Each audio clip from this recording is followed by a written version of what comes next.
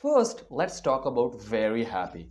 So instead of saying very happy, you can use ecstatic. Ecstatic means very happy or extremely happy. Some examples: she was ecstatic when she finally graduated from college. She felt ecstatic when she got the first position.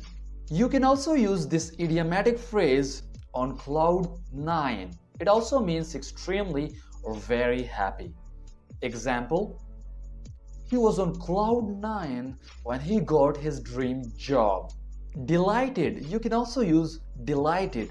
It means very happy or very satisfied.